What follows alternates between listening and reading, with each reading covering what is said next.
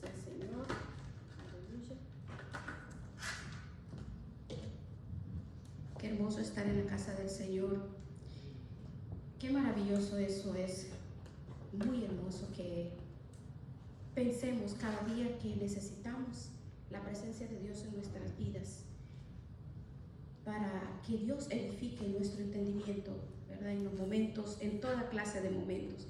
Vamos a preparar las Sagradas Escrituras en el libro de Marcos, capítulo 5, versículo 21. Por favor. Gloria a Dios.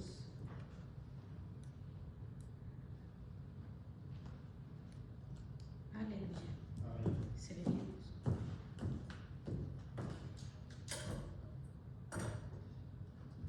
Gloria a Dios. ¿Todos tenemos la escritura? Sí, amén. El libro de Marcos capítulo 5 y vamos a leer el versículo 21 y 22. Y dice así la palabra del Señor. Pasando otra vez Jesús en una barca a la otra orilla, se reunió alrededor de él una gran multitud, y él estaba junto al mar. Y vino uno de los principales de la sinagoga, llamado Jairo, y luego que le vio, se postró a sus pies. Gloria a Dios. Gracias, Padre maravilloso, por esta bendita palabra que tú cada día nos ministras, nos instruyes y nos capacitas. Gracias en el poderoso nombre de Jesucristo. Gracias por guiarnos, por enseñarnos y capacitarnos cada día. Gracias por ese aliento y el bálsamo que tú, Señor, derramas en nuestras vidas. En el poderoso nombre de Jesús. Amén. Podemos tomar asiento, mis amados hermanos. He titulado este tema, No temas. No temas. Cree solamente. Nosotros tenemos fe, ¿verdad? Nosotros confiamos en las promesas de Dios. Cuando enfrentamos un problema, cuando la solución está al alcance de nuestras manos, pero cuando nos enfrentamos a situaciones que humanamente hablando no parece tener solución o se extiende más de lo esperado, entonces nuestra confianza empieza a tambalear. Y lo menciono porque como humanos, nosotros en cada situación que nosotros tenemos, nosotros todos estamos en esa situación. ¿Quién ha estado en una enfermedad incurable? ¿Quién ha estado con matrimonios destruidos? ¿Quiénes no han tenido hijos rebeldes, atravesando por serios problemas económicos? Hermanos, nuestro Dios usa todas estas circunstancias para magnificar su poder, su gracia en una forma grande y poderosa, como en este texto que estamos viendo en el libro de Marcos. El libro de Marcos, del 21 en adelante hasta el 43, se presentan dos historias. Aquí podemos nosotros dividir en tres escenas diferentes. Primero, Marcos nos presenta una situación desesperada, una situación que ya no hay salida, ya no hay, según dice, usted puede ver nuevamente en el versículo 21, el versículo 22, de qué forma cuando él pasó de la barca, porque él tenía a alguien importante que ir a atender, y llegó uno de los oficiales, que fue Jairo, y dice que le rogaba: mi hijita está al borde de la muerte, te ruego que vengas y pongas tus manos para que viva. Y dice la palabra que Jesús fue con él. Y es importante porque dice: gran multitud le seguía y le oprimía. Jairo dice que era un oficial de la sinagoga. Sinagoga es un lugar donde los judíos se reúnen para adorar durante el Shabbat, durante el día de reposo, cuando están lejos del templo de Jerusalén. Cada sinagoga tiene un oficial o un grupo de oficiales que son los encargados de supervisar todo lo concerniente al curso. Nosotros venimos, todo tenemos preparado, todo listo, todo tenemos, ¿verdad? Lo de alabanza, lo que predica, el que dirige, alguien coordina eso. Eso hacían los oficiales de las sinagogas. Generalmente eran personas elegidas por la comunidad debido a su carácter, debido a la devoción religiosa, de manera que Jairo era un hombre muy conocido conocido, era un hombre muy respetado en la ciudad de Capernaum, que es donde sucede esta historia.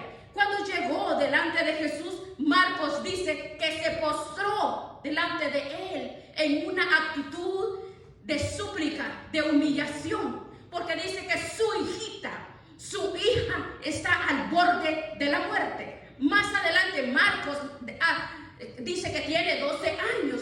Lucas añade este dato que era una hija única, imagínense.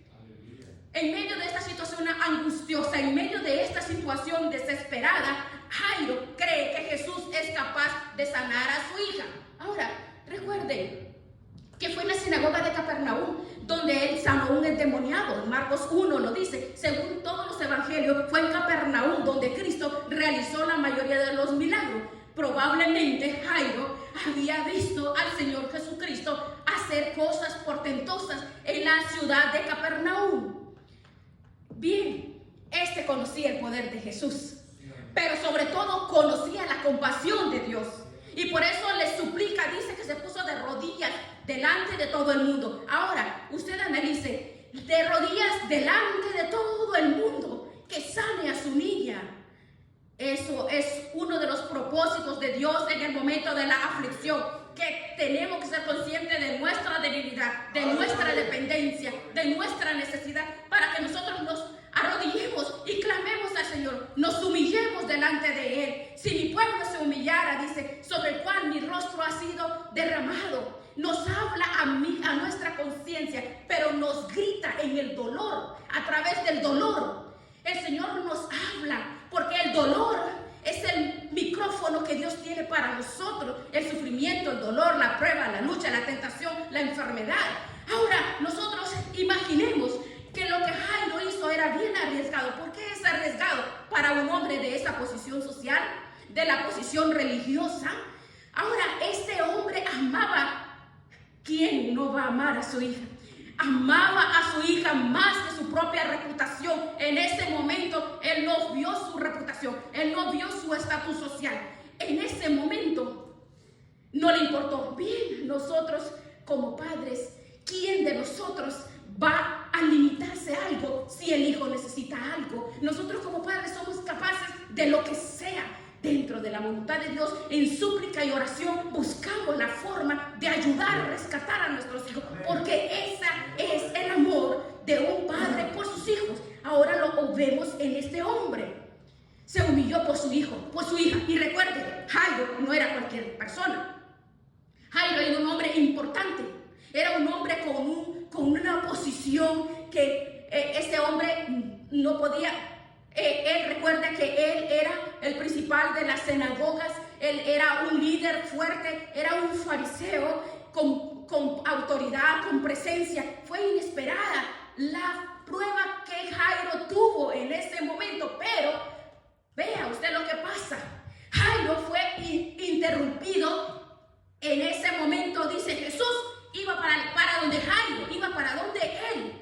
Y Jairo estaba esperando que viniera a levantar a su hija, porque su hija se está muriendo, pero de repente Jesús se detiene por causa de una mujer enferma. Ahora, veamos los versos, el 25, vea lo que sucede en este versículo.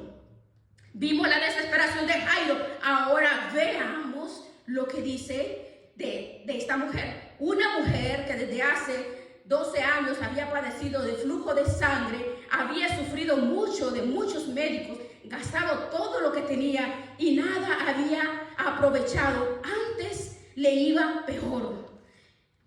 La providencia del Señor es misteriosa y extraña. ¿Cuántos años tenía la hija de Jairo? 12. ¿Cuántos años tenía esta mujer sufriendo de esa enfermedad? 12.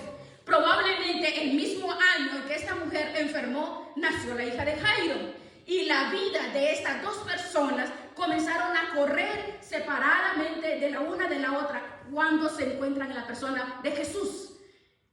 Esa es la relación. Ahora veamos. Dios orquestó esta situación para que la enfermedad de esta mujer, que empezó 12 años antes, pusiera a prueba la fe de Jairo 12 años después. Nosotros no tenemos ni idea de lo que Dios hace en la vida de cada persona. El problema de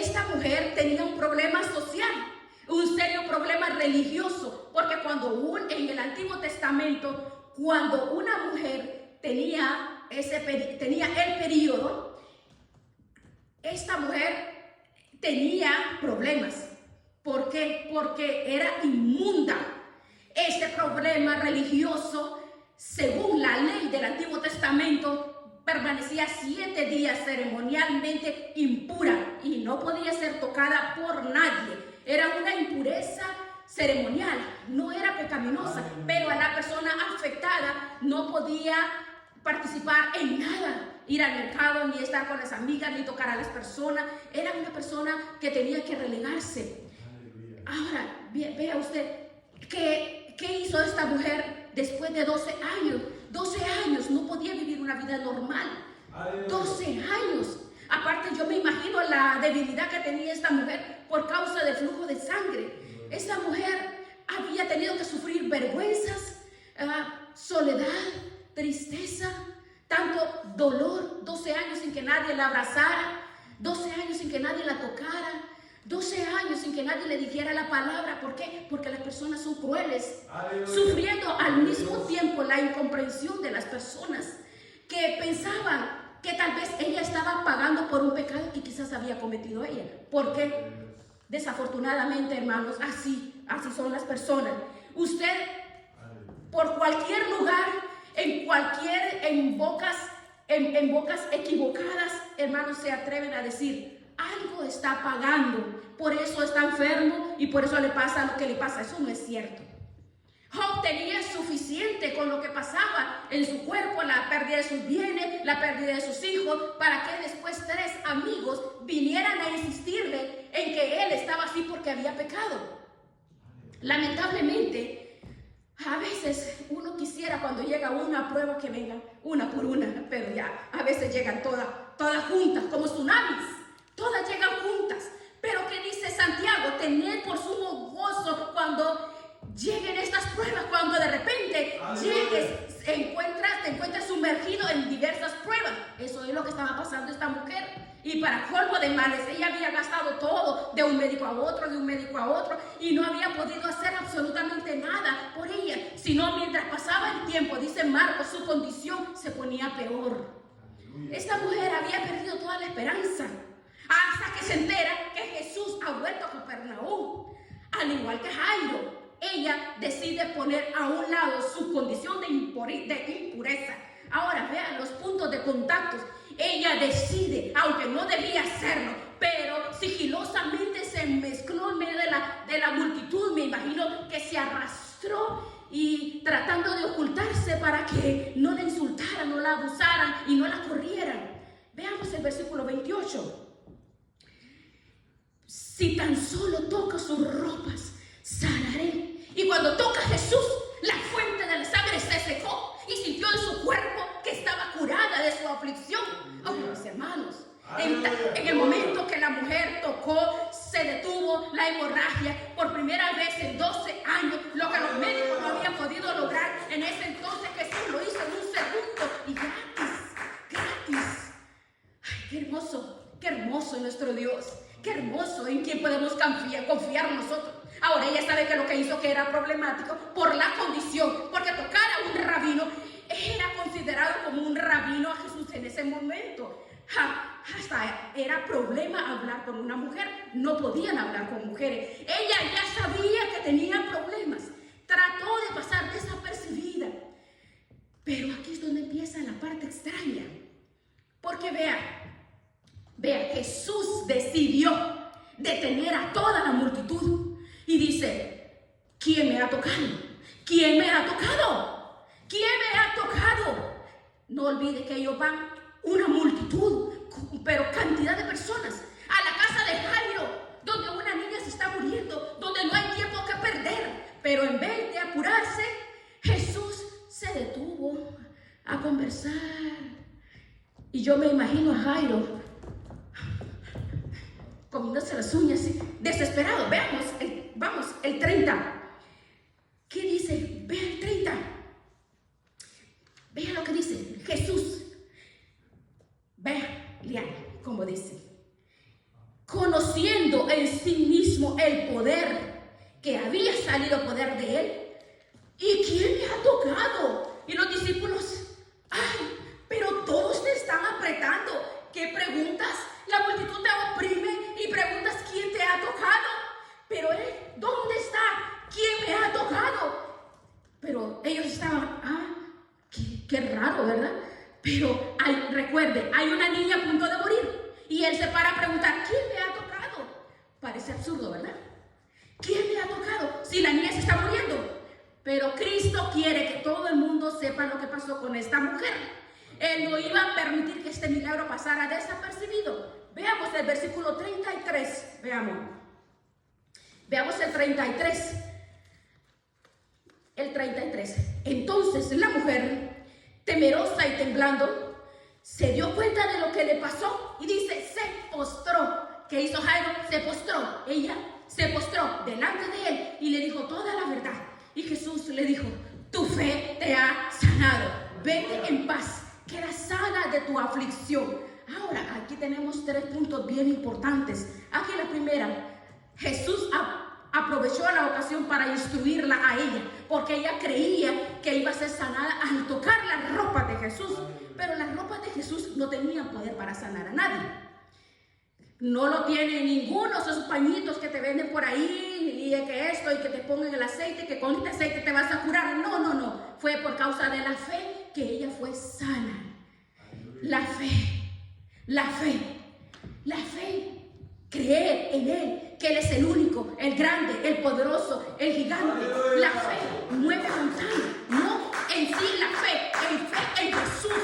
Fe en Él, que Él es el poderoso, el grande. La fe actúa de esa forma. Solo es por fe. Esta mujer, la teología que tenía era débil y la fe fuerte. Y el Señor aprovechó para corregir la teología que estaba mal en ella, porque ella decía, voy a tocar la tela, voy a tocar su manto. Miren, qué precioso, qué maravilloso es. Esta mujer públicamente, de todas sus impurezas, esta mujer iba a llevar una vida normal. Iba a mezclarse con las personas, iba a ir a la sinagoga, iba a ir al mercado a conversar con las amigas, a recibir un abrazo. Por su propio bien, Jesús no permitió que ese milagro pasara desapercibido. Jesús quería proclamar, esta mujer está limpia. ¡Qué hermoso! Pero hay algo más importante. Veamos el 34. Hay algo más importante. Vean.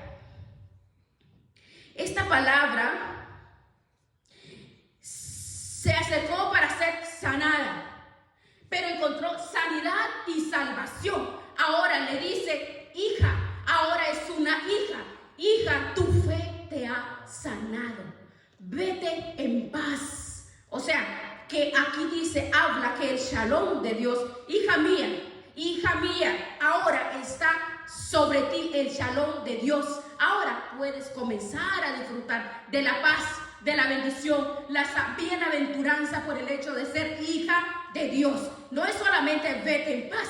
Para los judíos es mucho más intenso y profundo. Vete en el shalom, porque es vida en abundancia. Le dice, hija mía, ahora vas a poder vivir la vida abundante que yo vengo a ofrecer. Eso fue lo que le declaró a la mujer. Por 12 años, en su cuerpo llevó un recordatorio de la corrupción que todos tenemos en el alma por causa de nuestros pecados. Pero Cristo en un instante movió no solamente su aflicción, sino su culpa, su vergüenza y sus pecados. Mire qué hermoso, qué impresionante, qué glorioso. Tenemos un Dios maravilloso. Ahora, veamos ahora, vamos a imaginarnos lo que está pasando. Los apóstoles estaban irritados, sobre todo Pedro, ¿verdad? Están irritados.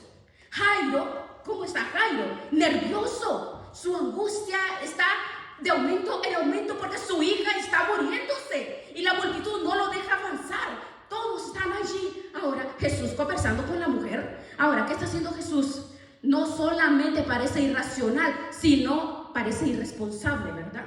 ¿Por qué? Vamos a suponer por un momento que de repente en un hospital, por ejemplo, llegan 2 casos simultáneamente, uno que se está muriendo y otra mujer que tiene una enfermedad crónica que no es mortal, y el médico decide primero atender a la mujer. Bueno, por ejemplo, ¿verdad?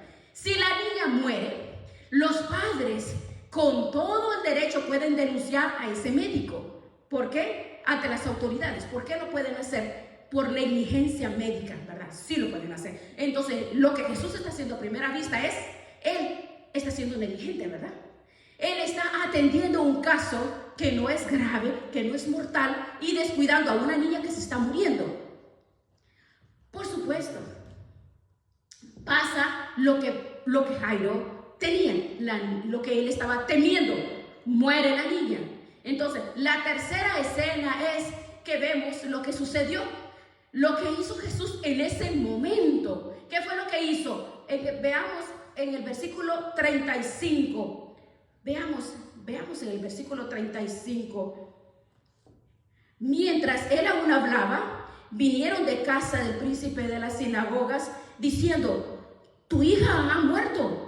¿Para qué molestáis más al maestro? Murió. Mire, tu hija ha muerto. ¿Por qué molestas al maestro?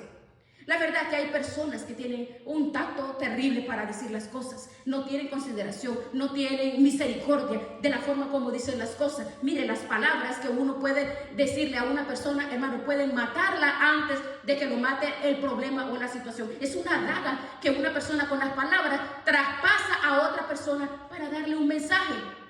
Bien, aquí le dice: ya no hay nada que hacer. ¿Por qué tienes que molestar al maestro? Ya se murió. ¿Por qué tuvo que esta mujer atravesarse y darle el chance a una niña que tiene una vida por delante?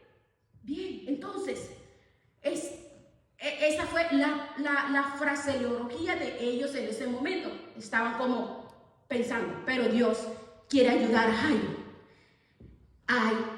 De la misma forma nos ayuda a nosotros. Porque esa palabra, hasta que Cristo venga, nosotros tenemos que estar predicando este mensaje, porque es para nosotros. Jesús le dice al versículo 36, le dijo 4 palabras: no temas, cree solamente. No temas, cree solamente. Son 4 palabras. Tu hija ha muerto. Palabras de esperanza. Qué terribles. Hermanos, todos necesitamos, realmente todos, urgente, es una urgencia. Necesitamos que Dios nos ayude a pensar de una forma apropiada, a pensar a través de la fe, porque la prueba produce turbación. Uno quisiera que en el momento de la prueba lo primero se dispare sea la fe, pero ¿sabe qué es lo que pasa? Cuando llega la prueba, en ese momento lo primero que se dispara es la duda. Aleluya. No nos gusta reconocerlo, pero es así, es la duda. Es la duda, el dolor y la tristeza nos llevan y nos orilla a esa tendencia de dudar. Creemos, pero en nuestro corazón dudamos. No importa las circunstancias. Romanos 8:35 dice: aunque ni la muerte, ni la vida, ni ángeles, ni principados, ni potestades, nada nos puede apartar del amor de Dios. En Jesucristo tenemos que tener la confianza encima del dolor, de las circunstancias, de la enfermedad. En Él tenemos que depositar nuestra fe y nuestra confianza. Nada nos puede apartar del amor de Dios. Jesús no actuó de inmediato porque dijo que su hija se moría. Su hija había estado viva. ¿Cuántas veces nos pasa a nosotros? Ay, Señor, pero, ese pero no. Dios es soberano. Las cosas según la agenda de Dios suceden como Él quiere, no como nosotros queremos. Aquí no pasó según la agenda de Jairo, esa es la agenda de Dios. No tenemos que renegar. Nosotros no tenemos noción del tiempo. Nosotros no tenemos que evaluar nada, porque Dios es soberano. Lo lógico de Dios es ilógico para nosotros. Es ilógico para nosotros pensar, ¿verdad? Pero no podemos nosotros meditar. Dios es soberano. Es tan soberano y nosotros no podemos preguntar ¿por qué Dios? ¿Por qué? Porque Dios en el momento adecuado, en el momento apropiado llega a nuestras vidas, como el rey Ezequías cuando le dijo: prepara tu cama, prepara lo que te voy a recoger. Dios quería evitarle tanto dolor, quería evitarle pasar la tristeza, el agobio, todo el desastre, el tsunami terrible que pasó con sus hijos, que en su presencia le sacaron los ojos, y qué dolor tan grande. ¿Qué es la voluntad perfecta de Dios? La voluntad perfecta es lo que yo debo de recibir en el momento que Dios quiere, pero la voluntad permisiva es que nos escucha. Nuestro dolor, nuestra tristeza, nuestro llanto, nuestra búsqueda, porque este hombre rogó, lloró, suplicó. Entonces, estamos llorando, clamando, orando, intercediendo. Está bien, dice el Señor, y la voluntad permisiva la podemos experimentar, pero después dice el Señor: mira, yo quería evitar que tú vieras esto, yo quería evitar que tú atravesaras esta situación. No, tenemos que ver la voluntad, sea lo que sea. Si nuestro Señor Jesucristo nos dejó un ejemplo perfecto: Padre mío, que sea tu voluntad y no la mía. Siendo Dios que se hizo carne, en la carne sintió dolor, sintió tristeza, pero nosotros tenemos que valorar y aceptar el tiempo. Usted puede ver en Génesis 15, le dice: Abraham, te voy a dar un hijo, le dijo. En el capítulo 17, te voy a dar esta tierra. Y en el 15 le dice lo mismo. Y dice Abraham: ¿cuándo? Bueno, dentro de 25 años, y la tierra dentro de 400. Ay, ay, ay, ¿verdad? Y uno podría decir: ¿qué? No, es el tiempo de Dios. No es mi agenda, no es mi tiempo. La gracia de Dios nunca actúa según mi horario, nunca. Y eso es tan importante, hermanos. Cuando estamos en medio del dolor, de la tristeza, de la enfermedad, y Señor, ven, te ruego, te suplico. Y luego pasa un día, 2 años, se convierte en un año, el sufrimiento, 2, 3, 4 años. Y uno empieza: Señor, ¿por qué? ¿Por qué, Señor? A reclamarle a Dios. No, no debería dar vergüenza. Nosotros no podemos reclamarle a Dios en ningún momento. Él sabe los tiempos y debemos de aceptar los tiempos a nuestras vidas. No importa todo el tiempo que tú estás sufriendo, todo lo que tú has sufrido. Porque eso, ¿saben, hermanos? A todos nos pasa esa situación. A mí me pasó, yo sé que a ti te pasó también. A mí me pasó desde la edad de 9 años, todo lo que el Señor me hizo pasar, y yo no entendía, no entendemos, pero todavía aún sirviendo a Dios. Y le decía: Señor, ¿pero por qué? ¿Por qué? Escucha mis ruegos, y a fulano se curó, el otro no se murió, el de cáncer se levantó, el de SIDA también lo levantaste. Y yo: Señor, ¿cuándo? Señor, ¿cuándo? Y cuando el Señor le dice a uno: no temas, cree solamente. Y creer solamente, que es el antídoto divino para la incredulidad y para nuestra fe. Pero hermanos, qué duro es que la fe consiste en aplastarle la cabeza a la duda. Salmo 56 decía David: oh, en el día que yo temo. David decía: nunca tengo temor. Decía: en el día que temo, yo confío. Decía David: en Dios, cuya palabra Él nos ha dado. Esa promesa: no temeré lo que el hombre me puede hacer. No temeré lo que el hombre me puede hacer. Pero probablemente David estaba pensando en la palabra que le dio Samuel, y le dijo: tú serás rey. Y David era un fugitivo. Saúl lo persigue. Y lo que David decía: cuando de repente me asalta el temor y mis enemigos me rodean, parece que van a acabar con mi vida, pero yo alabaré tu palabra, porque tú no eres hombre ni hijo de hombre para mentir. Y tú dijiste que yo voy a ser rey. Así cayó David, la voz del temor, la voz del miedo. Y aquí vemos volviendo a Jairo. Y le dice Cristo a Jairo: déjame hacer las cosas en mi tiempo. Y nos está diciendo a nosotros también: déjame hacer las cosas a mi tiempo. Al final de las cosas, el tiempo mío, ese tiempo que Dios me está proveyendo, eso va a ser lo mejor. Van a ser delicias. Bueno, recuerde lo que pasó con José cuando llegó a la cárcel, cuando fue a parar a la cárcel, y el copero del rey. Recuerda esa historia. El copero y el panadero van a la cárcel. José le dice: a ti te van a matar en 3 días, a ti te van a colocar en tu puesto. Y le dice todavía al copero: por favor, cuando recuperes tu puesto, acuérdate de mí. Pero ¿qué pasó? El copero se olvidó por 2 años. Ay, por 2 años se olvidó, imagínense. Ahora bien, ¿qué hubiera pasado si al copero no se le hubiera olvidado la petición de José? Lo que hubiera pasado es que José hubiera sido liberado, hubiera sido solamente un expreso en Egipto y ya. Pero 2 años después, el Señor usó una circunstancia, el sueño del faraón, para que se cumpliera el plan de Dios. No era cuando José le dijo al copero que se acordara de él, sino cuando Dios dijo, porque era el tiempo de Dios. El tiempo de Dios es perfecto. Jairo decidió confiar en Dios.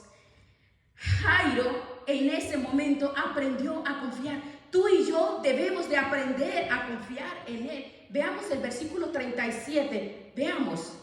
Razonablemente Jairo prefirió confiar en el Señor. Vea el 37. Y no permitió que le siguiese nadie, sino Pedro, Jacobo y Juan, hermano de Jacobo. Fueron a la casa del oficial de la sinagoga. Él vio el alboroto y todos estaban lamentándose. En este día, esto sucede por todos lados, ¿verdad? Que usted ve que hay lloronas. Había muchas lloronas ahí, muchas, porque cuando él llegó encontró, pero grupo de mujeres llorando, porque eso era un grupo de personas que les pagaban para que fueran a llorar. Bueno, al llegar a la casa del oficial, ese alboroto que tenía. En los días del Señor, y de esto aún en América Latina, hay lloronas profesionales, planideras creo que se llama, ¿verdad? Hubo Rafael Trujillo Molina, este hombre, cuando gobernó con mano de hierro, ese hombre fue ajusticiado en 1961. Y para que esto se viera que era amado por el pueblo, ellos, ¿qué comenzaron a hacer? Contrataron lloronas, solo para que dijeran, ay, sí la quieren, así lo quieren. Entonces, eso fue un pago de lloronas. Impresionante, ¿verdad? Eso pasó. Bueno, y la cantidad de lloronas que había en la casa de Jairo, era una familia con dinero. Entonces Mateo dice que era muchísima gente. Contrataron me imagino, a todo un pueblo a llorar. Y llega Cristo, veamos, en el versículo 39. ¿Y por qué hacen alboroto? ¿Por qué hacen alboroto? ¿Qué es ese alboroto? ¿Qué están haciendo? ¿Por qué están haciendo ese alboroto? La niña no ha muerto, sino que está dormida. Y se burlaban de él. Mire cómo en un segundo el llanto se convirtió en burla, en segundos. Pero Jairo siguió creyendo en Jesús. ¿Y por qué lo sabemos? Porque él y su esposa hicieron exactamente lo que Jesús le ordenó. Pero Jesús los sacó a todos, tomó a la madre y al padre de la niña. O sea, él no dijeron, ¿para qué vamos a ir? No. Mire, solo póngase a pensar. Le dijeron, tu niña está muerta. Y Jesús le dice a Jairo, no te preocupes, cree, solo cree. Ven, vamos, dile a tu esposa, vamos a entrar a la habitación. Tu niña está dormida, yo la voy a despertar, no te preocupes. Y él creyó, entró donde estaba la niña. Y tomando a la niña por la mano, le dijo, Talita Kumi, que traducido significa, a ti te digo, niña, levántate. Ay, qué tierno es eso. Cuando nosotros creemos que todo está acabado, que no hay esperanza, que no tenemos salida, que no hay nadie que me dé la mano. No, hermanos, allí está la compasión, la ternura, la esperanza de Dios para cada uno de nosotros. Qué hermoso es cuando entendemos lo que Dios es para nosotros. Ahora usted analice, en ese entonces los judíos no podían tocar un cuerpo muerto, pero Jesús le tocó la mano. Es un dato bien importante. Le toma de la mano según estaba muerta. Sí, estaba muerta. La tocó y no podían hacer eso. Ceremonialmente los judíos no podían tocar un muerto. Y le dijo, Talita Kumi, levántate. Lo que Jesús está haciendo en este momento es como cuando vamos a la habitación de nuestros cuartos y le decimos, mi amor, mi cielo, levántate. Corazón, levántate, tienes que ir a la escuela. Ya, levántate. Eso fue lo que hizo nuestro Señor Jesucristo. Aleluya. Qué poderosa es la palabra de Jesús. Que cuando Él habla, lo muerto cobra vida, vuelve a la vida, todo. Veamos el versículo 42. Al instante la niña se levantó y comenzó a caminar, pues tenía 12 años. Y al momento se quedaron todos atónitos. Entonces les dio órdenes estrictas de que nadie se enterara de eso. Y les dijo que le dieran de comer a la niña. Jesús en ese momento está atento a todos los detalles. Él sabía que probablemente durante la enfermedad la niña había estado sin comer, pero de repente está sana, tiene vida y vuelve a tener la energía y el apetito de un adolescente. que come mucho, ¿verdad? Y le dijo a los padres, denle de comer. El milagro de restauración había sido cumplido. Ahora nosotros, este mensaje es para cada uno, es para mí inicialmente, para ti, es para todos, para los jóvenes, para los niños. ¿Qué aprendemos de esta obra maravillosa que el Señor ha hecho? La compasión que Él mostró a la mujer del flujo de sangre y a la familia de Jairo. Estos milagros funcionan como una representación visible del Evangelio. Jesús tuvo que entrar en contacto con nuestras impurezas para que nosotros seamos purificados y Él permanecer puro. Miren, cuando la mujer con flujo de sangre tocó a Jesús, en vez de hacerlo a Él impuro, ella quedó ceremonialmente purificada. Lo mismo sucedió con la hija de Jairo. En vez de contaminarse al tocar su cuerpo muerto, el toque de la mano de Jesús hizo que la niña volviera a la vida.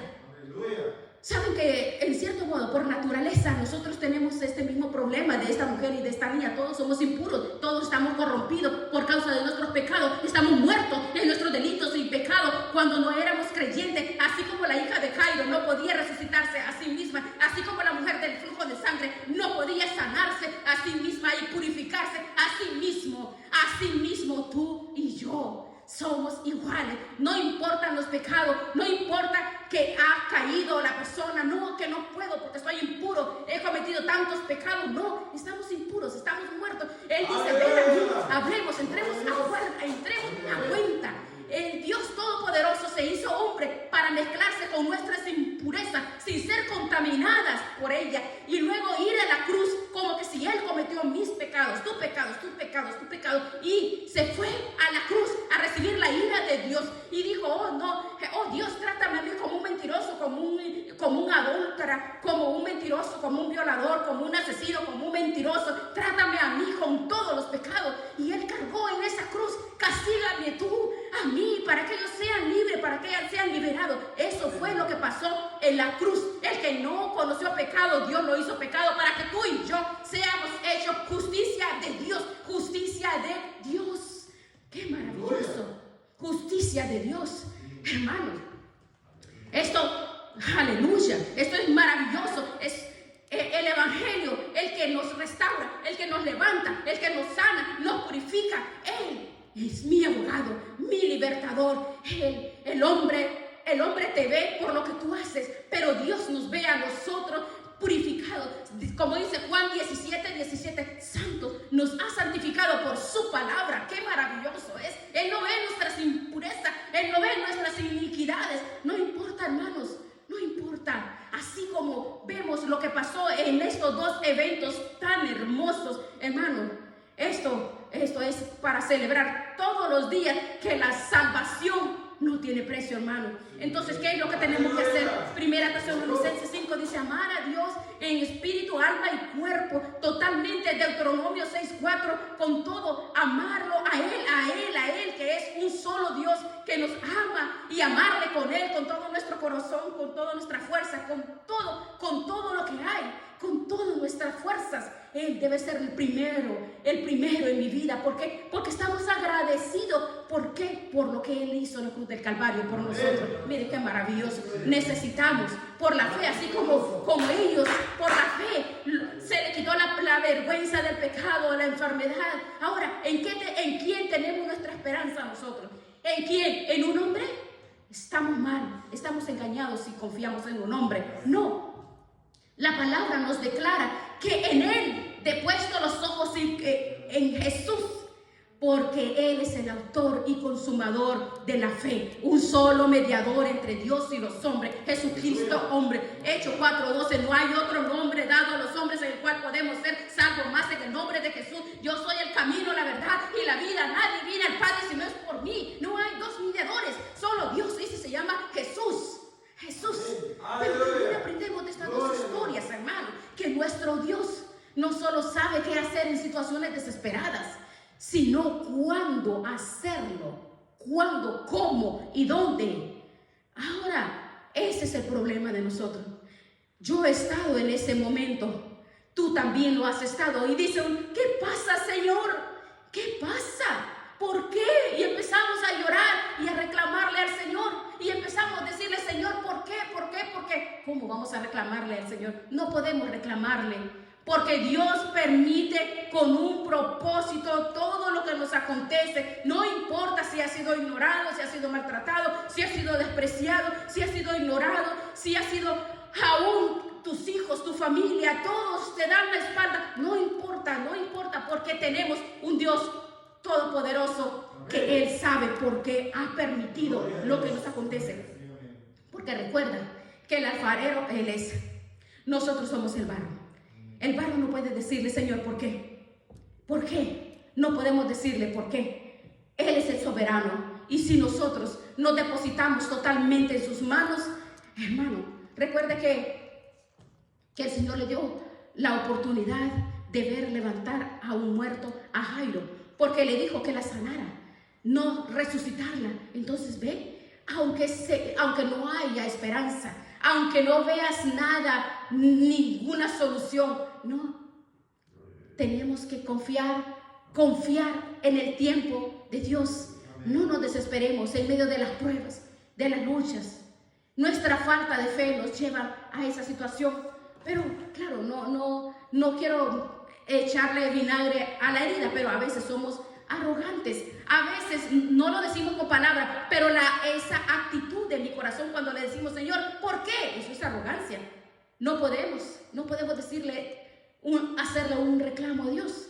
No podemos decirle, ¿por qué? Y a veces nosotros lo hacemos, pero no. Dios lo hace para que tengamos nosotros la oportunidad de fortalecer nuestra fe a través de las pruebas, a través de la prueba por medio de la fe. Y a través de la fe confiamos en Él cuando ya parece que todo se está cayendo a pedazos. La fe. Él no siempre nos va a dar lo que queremos, pero siempre nos va a dar lo que necesitamos. Dios siempre hace lo que es mejor para su gloria y para nuestro propio bienestar. Le dijo Pablo, quítame este aguijón, decía Pablo. Oh, si yo no tuviera este aguijón, ¿cuántas iglesias no te fundaría? No, pero el Señor conocía a Pablo, por eso le dijo, bástate mi gracia, Pablo, bástate mi gracia. No crea usted que fue por chiste, se lo digo, fue por una razón, porque imagínese, a Pablo nadie lo detenía. ¿Cómo era Pablo? No, tremendo, pero bástate mi gracia, Pablo le dijo. Mi poder se perfecciona en la debilidad, porque cuántas veces le rogó y no lo sanó. Entonces, no podemos desesperarnos de que no veamos la respuesta. No, estamos por fe y no por vista. Fue la fe la que hizo la diferencia en estas dos historias. No temas, cree solamente. Qué hermoso.